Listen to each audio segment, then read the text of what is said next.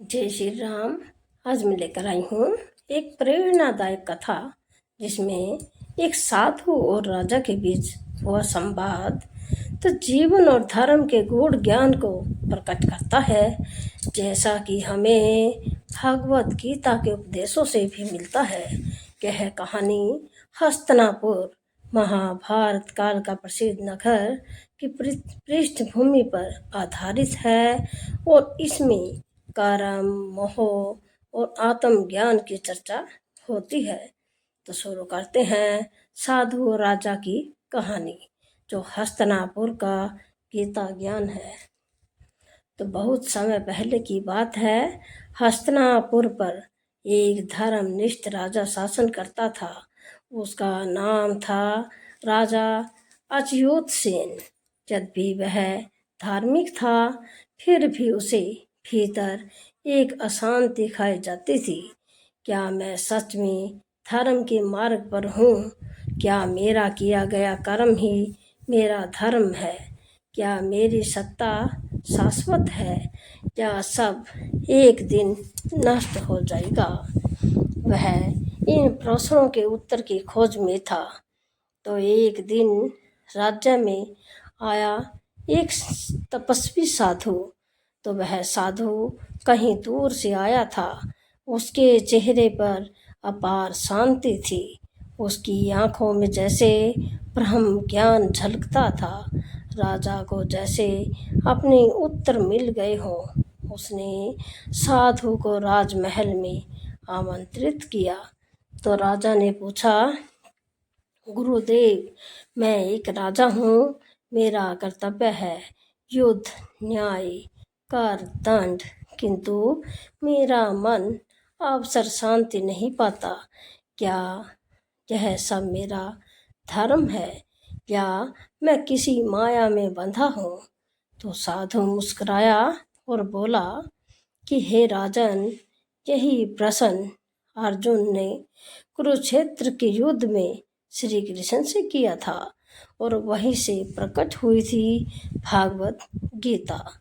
तो राजा चौंक पड़ा, परंतु वह तो युद्ध भूमि थी और मैं शासन भूमि पर हूँ। तो साधु बोला, तो ठीक है, हर स्थान जहाँ मोह और कर्तव्य के बीच द्वंद्व हो, वही कुरुक्षेत्र है। तो गीता ज्ञान जो साधु ने दिया, कर्मण्येवाधिकारस्ते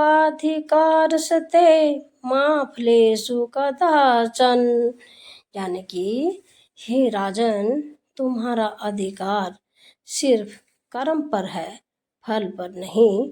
तू शासन कर, न्याय कर, परंतु इस भावना से नहीं कि इसमें मुझे यश है या स्वर्ग मिलेगा, बल्कि इसलिए कि यह तेरा धर्म है। योग कर्मसु कौशलम, कि जब तू अपने कार्य में पूर्ण तन्मयता लाता है, बिना लोभ, क्रोध या भय के, वही योग है। राजधर्म भी योग बन सकता है। अहंकार और ममता का त्याग। तू राजा है पर मैं राजा हूँ, यह मुझे मानता है। तू साधन है ईश्वर की योजना का। तू यदि स्वयं को कर्ता मानेगा तो मोह में बंधेगा। कथा का अंत कैसा हुआ कि राजा की आंखों से आंसू निकल पड़े। उसने साधु के चरणों में प्रणाम किया। राजा बोला, क्या मैं समझा कि राजा होकर भी योगी हो सकता हूँ?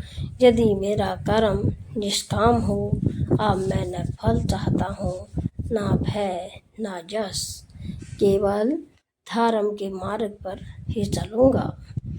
तो साधु मुस्कुराए और धीरे धीरे हस्तिनापुर से निकल गए, जैसे श्री कृष्ण युद्ध के बाद लौट गए थे। तो कहानी की सीख क्या है?